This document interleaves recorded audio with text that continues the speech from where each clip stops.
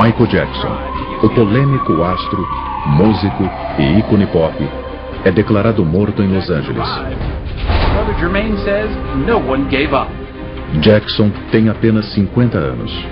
The sidewalk outside the hospital quickly became a strange mix of grieving for a loss and celebrating a unique brand of music. A morte repentina e misteriosa dá início a uma investigação policial que questiona cada detalhe dos eventos. Robbery homicide was assigned to this because of the high-profile nature of it. Jackson's body was choppered to USC. Mas é de seu corpo sem vida que vem respostas mais reveladoras. Was unceremoniously loaded into a van and driven to the LA County Coroner's Office. Ele é examinado por uma equipe de especialistas médicos. It is believed he suffered cardiac arrest in his home. However, the cause of his death was unknown until results of the autopsy are known. Autópsia de famosos. Michael Jackson. O renomado patologista forense Dr. Richard Sheffer realiza autópsias de famosos há mais de 25 anos. Ele foi convidado a testemunhar sobre a morte da princesa Diana, de Jill Dando e das vítimas dos ataques de 11 de setembro. O mais fascinante de uma autópsia é que ela não diz apenas como a pessoa morreu. Ela pode dizer ainda mais sobre como ela viveu. Não há julgamentos. É uma coleta científica de fatos. E o fato do indivíduo ser uma celebridade não faz diferença nenhuma. Não existem celebridades na mesa de um necrotério.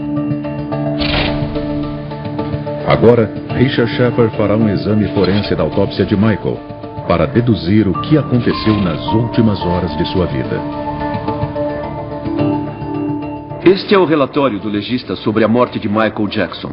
Estes fatos médicos puros e simples dizem quem ele era e o que estava fazendo, mas mais do que isso, nos dão uma cronologia dos eventos que levaram à sua morte. 24 de junho de 2009. Jackson aluga uma mansão em Beverly Hills. Em apenas 19 dias, ele embarcará em uma maratona de 50 shows na O2 Arena, em Londres. « 40 anos antes, Michael Jackson explodia na cena musical. Como vocalista principal do Jackson 5, ele se tornou internacionalmente famoso. Michael Jackson era o rei do pop. Ele era o rei do entretenimento. Ele fez coisas que ninguém mais podia fazer. Ele era intocável. Jackson foi o artista mais bem-sucedido da história.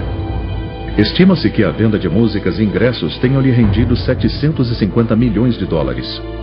Mas em junho de 2009, sua fortuna pessoal praticamente desapareceu. Problemas jurídicos e gastos irresponsáveis o deixaram à beira da falência.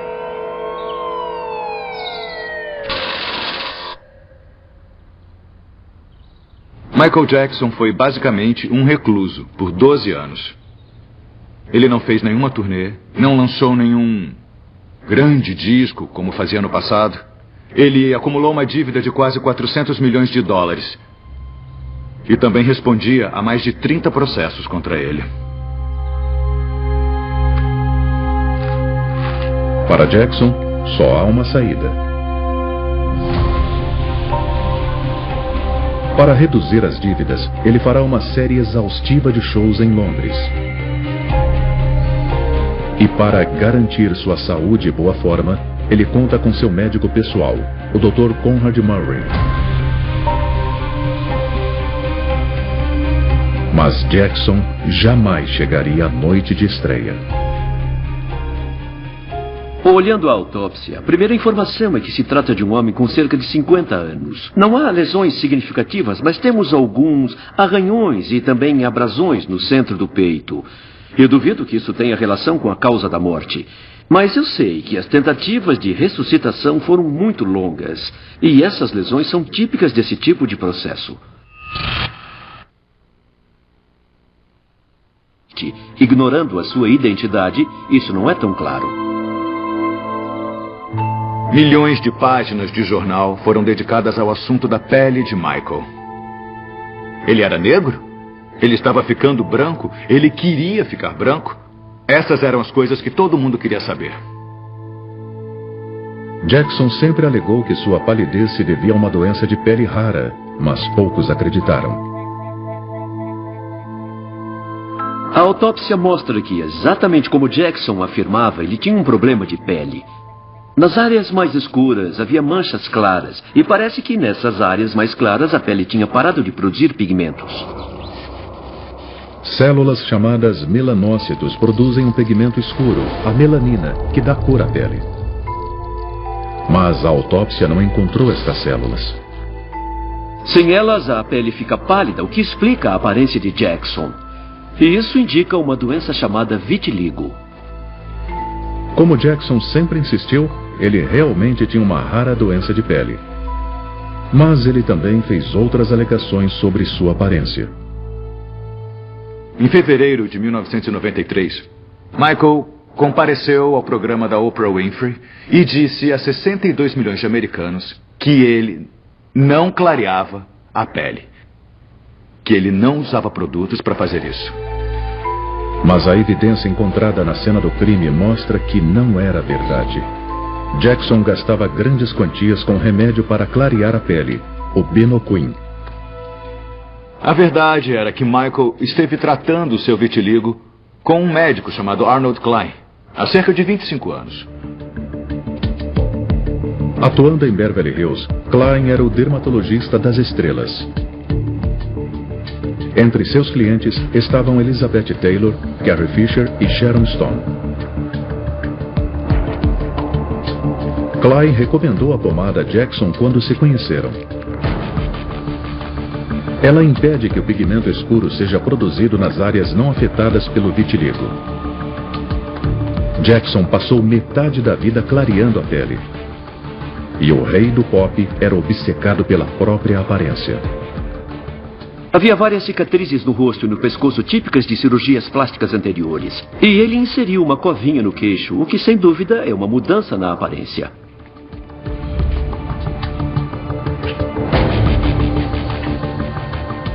O nariz mostra sinais de modificação intensa. Ele é afundado de um lado e a ponte foi totalmente removida. Este é um dos sinais de cirurgia plástica extrema. Os irmãos dele tiravam sarro do tamanho do nariz dele e o chamavam de narigudo. Isso deixou uma cicatriz emocional. E assim que ele descobriu que existia cirurgia plástica, ele começou a modificar o nariz. Ao longo dos anos, Jackson voltou diversas vezes à sala de cirurgia, mudando não apenas seu nariz, mas quase todo o rosto. Na imprensa, ele era tratado como um louco e tornou-se propriedade pública. Mas a autópsia revela que ele conseguiu esconder um segredo da mídia por 25 anos. O cabelo de Jackson não era dele, ele usava uma peruca, era presa com uma cola semipermanente e o cabelo real dele cobria algumas partes nas laterais e também na nuca. Com exceção destas áreas, o rei do pop era quase totalmente careca. Apesar de ser alvo dos tabloides, ele escondeu este fato por quase um quarto de século. O couro cabeludo revela o motivo da calvície, a ter sido cicatrizado na parte de cima da nuca. E estas cicatrizes indicam uma queimadura.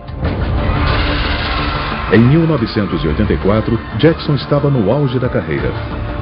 Seu álbum Thriller tornou-se o mais vendido de todos os tempos. Mas a gravação de um comercial com seus irmãos marcou o início de seu declínio, quando um dispositivo pirotécnico ateou fogo ao seu cabelo.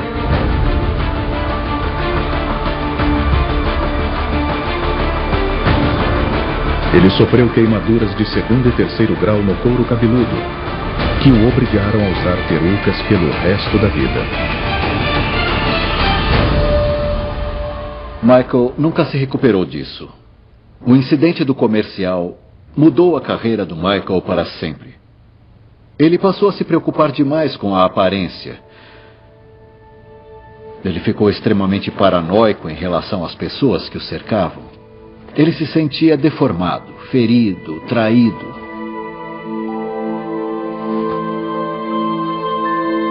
O acidente também deu início ao hábito que acabaria tomando a sua vida. Durante a recuperação, ele se viciou em analgésicos. Eles foram a porta de entrada para uma série de vícios em drogas. As portas de entrada são coisas que podemos comprar sem receita médica. E por serem assim tão acessíveis, elas permitem que as pessoas mais suscetíveis ao vício em drogas mais pesadas acabem se envolvendo nesse processo. Elas podem começar com paracetamol, que pode levar a drogas bem mais perigosas. Ao longo dos anos, Jackson também se tornou dependente de sedativos, álcool, ansiolíticos e até morfina.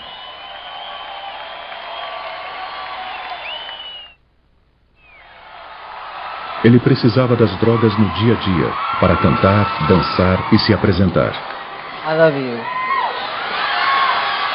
I really do. You have to know that. Mas, 6 meses antes de sua morte, Jackson anunciou um exaustivo calendário de 50 shows. I'll be performing the songs my fans want to hear.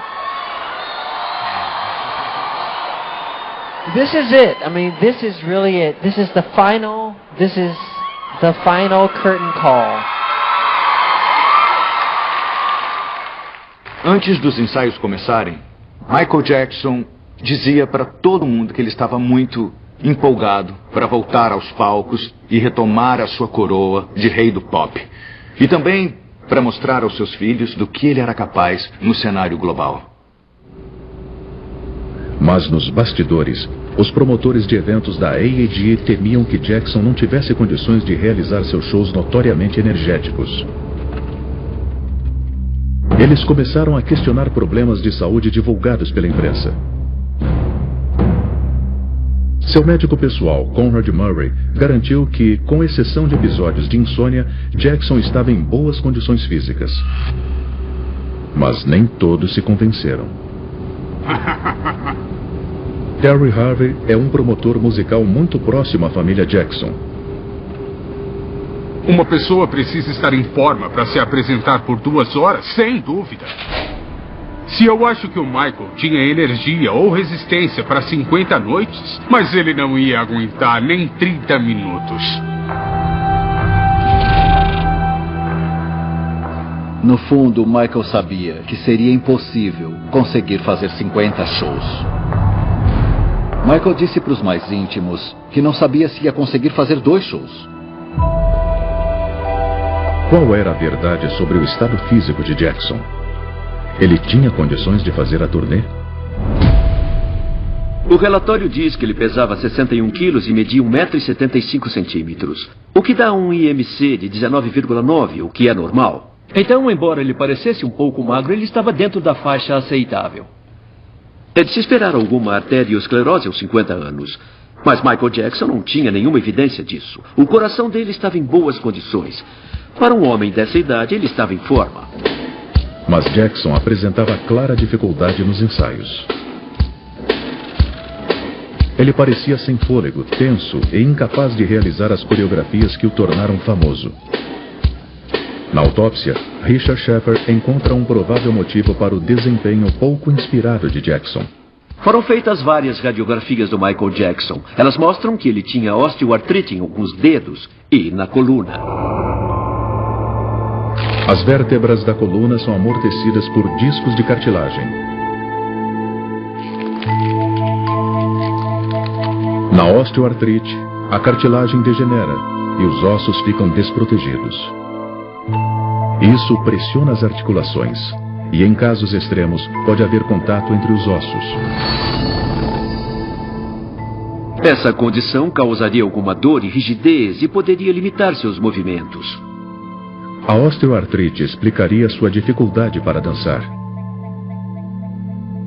mas não a dificuldade para respirar. A maioria dos órgãos estava em boas condições para a idade dele. A exceção eram os pulmões, que pareciam um campo de batalha. O revestimento das vias aéreas apresentava muitos danos e os 2 pulmões mostravam inflamação generalizada e muitas cicatrizes. Com isso, Michael Jackson não conseguiria se esforçar e ele se cansaria com muita facilidade. A pergunta que eu faria a seguir é: o que causou essas lesões? Uma possível explicação está no próprio rosto de Jackson. Depois de 20 anos, surgiram erupções vermelhas simétricas em suas bochechas. Um sintoma claro de outra doença de pele incomum, o lúpus discoide, que causa perda de pelos no corpo inteiro e pode afetar os lábios. A autópsia mostra que Jackson tinha tatuagens escuras nas sobrancelhas e tatuagens nas pálpebras como delineador, e também tatuagens cor-de-rosa ao redor dos lábios. O lúpus também explicaria o hábito de Jackson de usar sombrinhas. A doença deixa a pele sensível à luz do sol. E não afeta apenas a pele. Ela pode castigar o corpo inteiro. O lúpus é uma doença autoimune. Essas doenças ocorrem quando o corpo ataca partes de si mesmo. Os glóbulos brancos costumam atacar invasores externos ao corpo. Mas no lúpus, estas células se voltam contra o próprio corpo, incluindo os pulmões, causando danos severos. É uma doença crônica, com fases de remissão e retorno. E o retorno pode ser causado por várias coisas: estresse, esforço e falta de sono. Mas há uma explicação alternativa para as lesões pulmonares de Jackson. Durante 25 anos, cada vez mais instável e dependente de drogas, Michael Jackson visitou a clínica do dermatologista Dr. Arnold Klein. De acordo com os funcionários do local, as visitas tinham cada vez menos a ver com sua pele. Ele ia ao consultório algumas vezes por semana, para pequenas intervenções. Quando ele chegava à clínica, eu abria a porta dos fundos e o levava à sala de procedimentos. Então eu chamava a enfermeira do Dr. Klein, a Ellen, e dizia: o Michael chegou, ele quer uma injeção.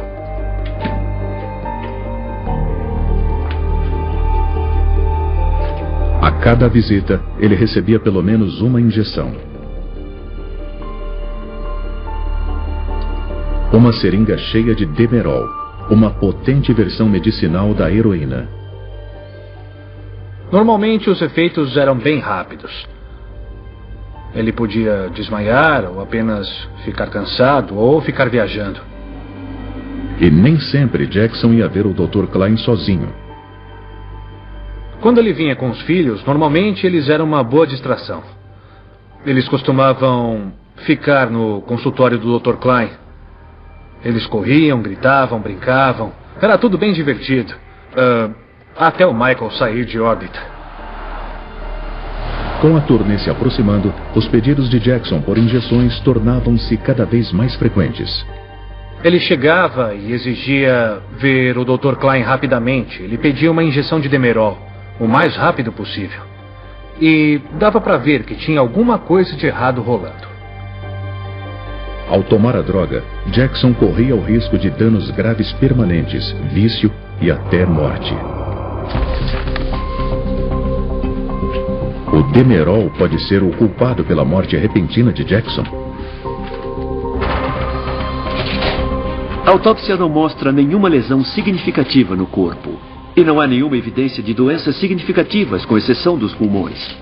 Então passamos à etapa seguinte, procurando pistas químicas no corpo. O relatório de toxicologia. Jackson tinha problemas bem conhecidos com drogas controladas. Ele passou por clínicas de reabilitação e admitiu seu vício em analgésicos. Em 2009, também recebia injeções frequentes de Demerol, equivalente medicinal da heroína. E no início de junho, Jackson tinha dificuldades nos ensaios para a turnê de ZZ. O Demerol é uma droga incrivelmente forte. Então, se ele fosse aos ensaios sob os efeitos dela, ele estaria desorientado, ficaria tonto e também teria problemas para respirar, porque ela causa uma falta de fôlego, e isso é literalmente o oposto do necessário para uma apresentação. Mas em apenas 19 dias, Jackson devia embarcar em sua turnê de 50 shows em Londres. A mente de Michael Jackson não estava preparada. Embora em público ele dissesse que, sim, é claro que eu consigo, Era claro, pela forma como ele não comparecia a ensaios e ignorava as reuniões de produção, que ele não estava pronto para a turnê This Is It. A situação era tão complicada que o produtor da turnê, Kenny Ortega, enviou um e-mail preocupado aos promotores. A minha preocupação é que ele parecia muito fraco e cansado esta noite. Ele tinha calafrios terríveis, tremia, estava incoerente e obcecado.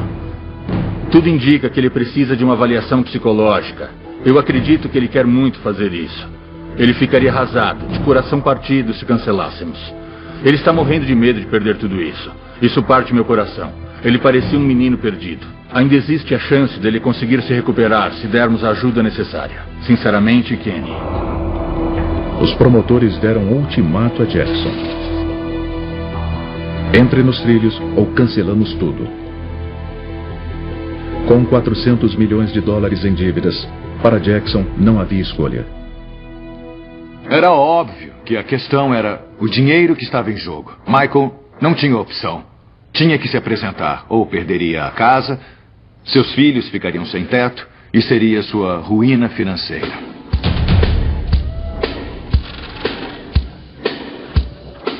Cinco dias antes, no Staples Center, Jackson tinha dificuldades nos ensaios. Ele parecia lento e sem controle sobre o seu corpo. Mas o efeito da ameaça dos produtores foi incrível. Sua performance seguinte foi descrita como elétrica por membros da produção. Ele estava ágil e animado, como o Michael Jackson dos velhos tempos. De repente, ele teve uma recuperação milagrosa. Ele subiu no palco e se apresentou por 30 ou 40 minutos. Ele dançou, cantou e mostrou um desempenho que os deixou muito mais contentes. Como um homem de 50 anos com osteoartrite, lúpus, pulmões lesionados e um vício em Demerol conseguiu dar a volta por cima? As pistas estão no corpo de Jackson e em outro narcótico. Exames toxicológicos minuciosos foram realizados em inúmeras amostras coletadas do corpo do Michael. Na amostra de urina nota-se a presença da droga efedrina. A efedrina é parecida com a adrenalina, que ocorre naturalmente no corpo. E a adrenalina é o hormônio que prepara o corpo para lutar ou fugir. E o Jackson teria tomado a efedrina para recuperar a sua energia. Jackson recorria a mais uma droga. Na casa de Michael, a polícia descobre comprimidos de ECA, um poderoso estimulante feito de aspirina, cafeína e efedrina. Em altas dosagens, a droga pode causar falência cardíaca, a causa final da morte de Jackson. Como a efedrina só estava presente na urina e não no sangue, ela não podia ter afetado o corpo de Jackson e, portanto, não contribuiu para sua morte. Mas a autópsia revela uma última surpresa. A análise toxicológica procurou por Demerol, mas não encontrou. Isso mostra que Jackson não estava usando a droga há algum tempo. Jackson encarou o ensaio que definiria seu destino com doses enormes de estimulantes e cortando o Demerol similar à heroína. Mas ao retornar à sua mansão em Carlwood, a estratégia teria consequências letais. Porque parar com Demerol de repente é muito arriscado.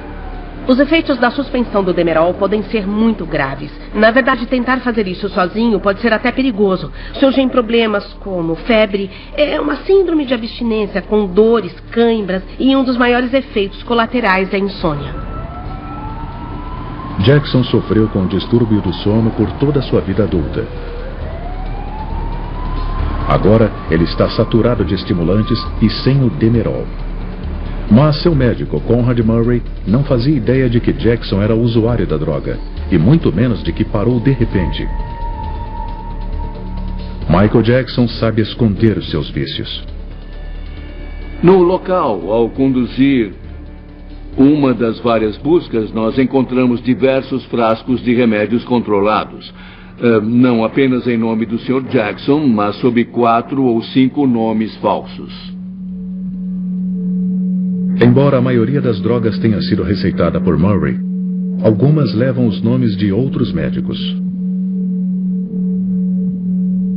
Eu não estou dizendo que ele fazia por mal. Ele era o rei da manipulação, quem mexia os pauzinhos. Ele dizia o que você queria ouvir e parecia sincero. E adivinha, você falava, beleza, tudo bem, vamos nessa. E não foi difícil manipular Murray. Como Jackson, ele tinha muitas dívidas. Se os shows em Londres não acontecessem, ele também iria à falência. Um de seus papéis era garantir o sono de Jackson, mas o relatório da autópsia sugere que isso seria problemático.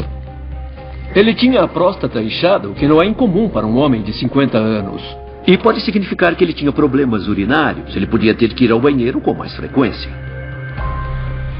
O Michael tinha um cateter urinário externo que usava à noite para não ter que acordar ou ser acordado quando tinha que ir ao banheiro. Mas o plano de Murray para fazer Jackson dormir também tinha um elemento farmacêutico mais sinistro. Uma droga chama a atenção no relatório toxicológico. É o Propofol. O Propofol é um agente anestésico que só costuma ser usado em salas de operação e unidades de tratamento intensivo. É uma droga muito forte. Devido à sua aparência e o seu efeito, também é chamada de leite de amnésia. Jackson usa o Propofol para dormir há quase uma década. No começo dos anos 2000, ele foi hospitalizado e eles deram Propofol ao Michael uma vez. E ele disse que gostou muito do remédio e acabou ficando dependente, pedindo que os médicos administrassem mais.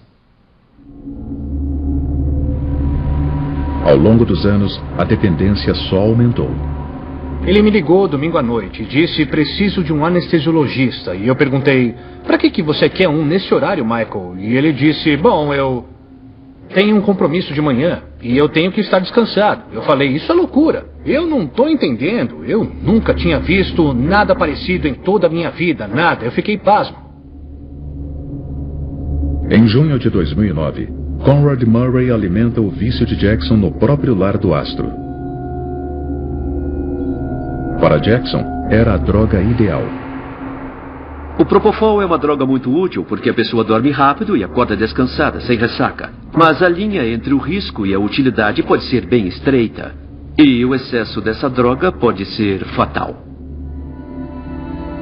Murray dá Propofol a Jackson por 60 noites seguidas. Mas, ciente do ultimato dos promotores, ele decide suspender o uso da droga. Nas 2 últimas noites, ele faz Jackson dormir usando drogas chamadas benzodiazepínicos. E ele os administra de forma incomum. O relatório da autópsia mostra um local de injeção intravenosa abaixo do joelho. É um local muito raro para qualquer tratamento médico ou ressuscitação, mas é comum no abuso de drogas injetáveis. Ao contrário dos braços, uma injeção nos joelhos fica escondida, mantendo o vício em segredo. Quando alguém está na mídia, precisa ter em mente que está sendo analisado o tempo inteiro. A pessoa é observada e a imagem dela é muito importante. Então não é incomum injetar drogas em áreas como o pênis, a virilha, embaixo das unhas dos pés, enfim, qualquer lugar que impeça as pessoas ao redor de enxergarem que ela tem um problema. A verdade é que isso é muito triste, porque mostra que o usuário está ciente de todos esses problemas e não quer que as outras pessoas fiquem sabendo deles. Significa que o usuário compreende que tem um vício, mas não quer dividi-lo com ninguém.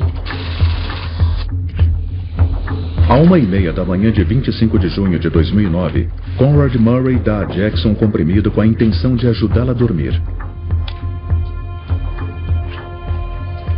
Há Valium no organismo dele. O Valium é um benzodiazepínico usado no tratamento da ansiedade, mas que tende a causar sedação. É uma droga viciante e o uso contínuo pode levar à dependência física. Mas 30 minutos depois, Jackson ainda está acordado. Murray recorre a um sedativo benzodiazepínico de ação mais rápida, o lorazepam. Após 1 hora, Jackson continua sem dormir. Então, Murray tenta um terceiro benzodiazepínico, o midazolam.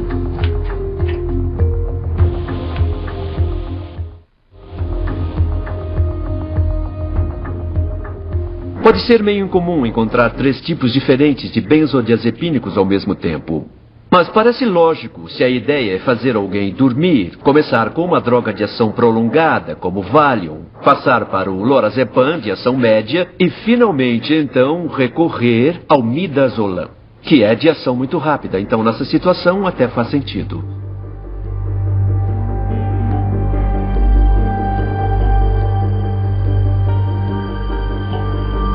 Ao longo das primeiras horas, Murray dá a Jackson mais e mais benzodiazepínicos. Mas eles não fazem efeito.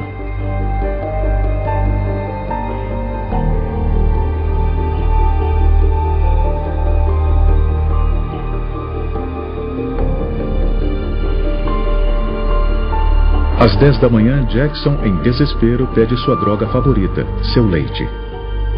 Meu leite. Ele quer o Propofol. Mas Murray resiste. O meu leite. Jackson protesta. Ele não pode atuar sem dormir e terá que cancelar os shows.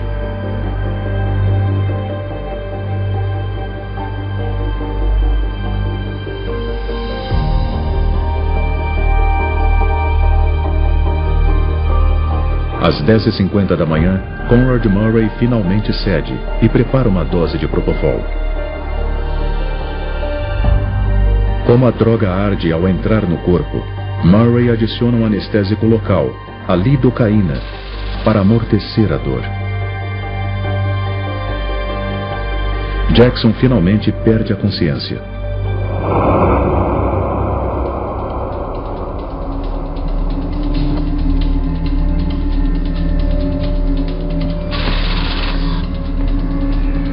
Quinze minutos depois, Conrad Murray retorna ao quarto do cantor.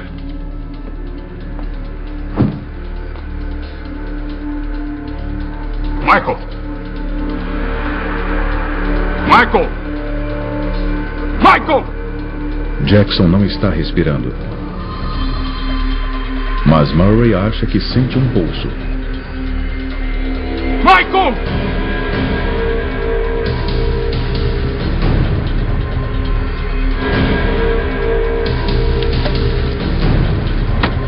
Ele procura o Flumazenil, uma droga que reverte os efeitos dos benzodiazepínicos.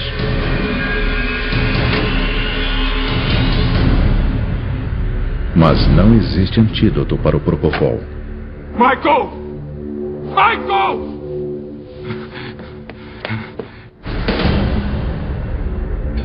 Fire paramedic 33, what is the address of emergency? Sir, we have a gentleman here that needs help, and he's not breathing yet. He's not breathing. Trying to pump him, but he's not. Okay. Okay, how old is he? He's 50 years old, sir. 50? Okay. He's not breathing, sir. Okay, and he's not conscious either. He's not conscious, sir. Okay. Is he on the floor? Where's he at right now? He's on the bed, sir. He's on the bed. Okay, let's get him on the floor. Okay? Okay, let's get him down to the floor. I'm going to help you with CPR right now, okay? We need him to get. Yes, we're already on our way there. We're on our way. I'm going to do as much as I can to help you over the phone. We're already on our way. Did anybody see him? Yes, we have a personal doctor here with him, sir. Oh, you have a doctor there? Yes, but he's not responding to CPR or anything. Okay. Did anybody witness what happened? No, just the doctor, sir. The doctor's the only one here. He's pumping his chest, but he's not responding to anything, sir. Please. Okay, okay. We're on our way. Aqui. Quando os paramédicos chegam, Murray já não consegue sentir um pulso. Com cuidado. Verifica as vias aéreas. Vira ele. Você não checou o pulso. Cuidado. Muito bem. Isso. Vamos. Vai. O corpo de Jackson é levado ao hospital. Mas é tarde demais. Às 14h26 de 25 de junho de 2009, Michael Jackson foi declarado morto no Centro Médico da Universidade da Califórnia, em Los Angeles.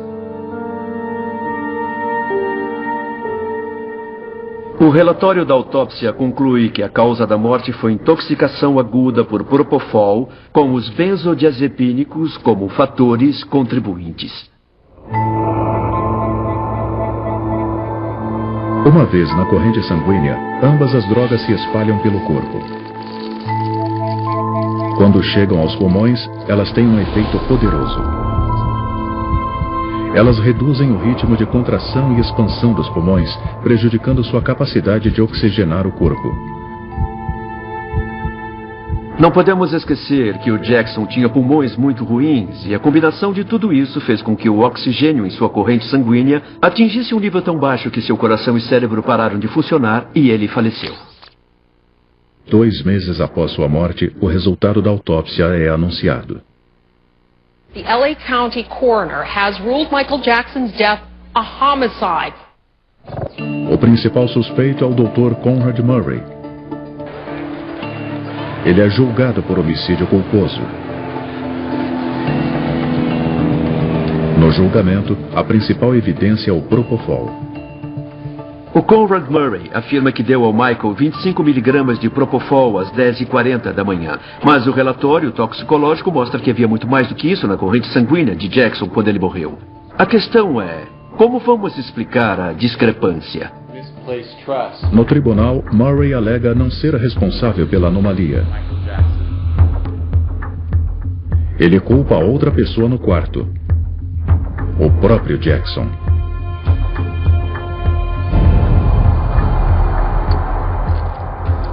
Dr. Murray left the room. Michael Jackson self-administered a dose, an additional dose of propofol. And it killed him. And it killed him like that. And there was no way to save him. Mas a promotoria tem uma versão diferente dos eventos. Uma versão que atribui a culpa a Murray. Conrad Murray's actions directly caused the death of Michael Jackson.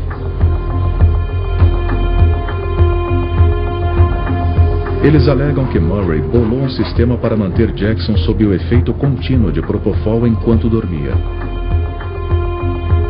Murray cortou a tampa de um frasco da droga. Uma vez na bolsa de soro, o propofol entraria sem parar na corrente sanguínea de Jackson.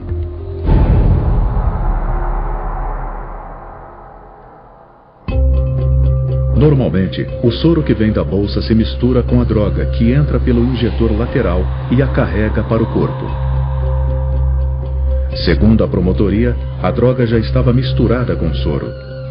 Então, o tubo acima do injetor lateral deveria conter resíduos de propofol. Apesar dos exames, vestígios da droga não são detectados. A promotoria alega que deve haver outro tubo, que Murray escondeu no bolso lateral de suas calças. Mas o suposto equipamento nunca foi encontrado, colocando em dúvida a versão da promotoria.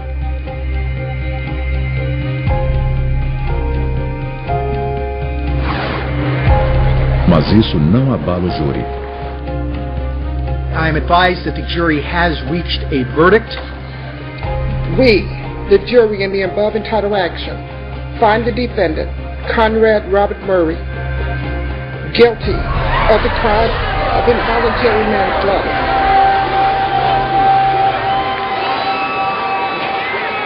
Burn in hell. E a autópsia sustenta o veredito da corte.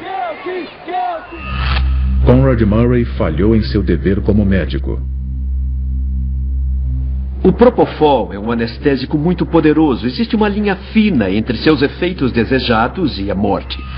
Em um hospital, o anestesiologista ligaria o paciente a diversas máquinas para monitorar o pulso, a pressão sanguínea e os níveis de dióxido de carbono e de oxigênio. Mas os investigadores não encontram evidências de monitores médicos na mansão. Murray é condenado a 4 anos de prisão por ter matado o rei do pop.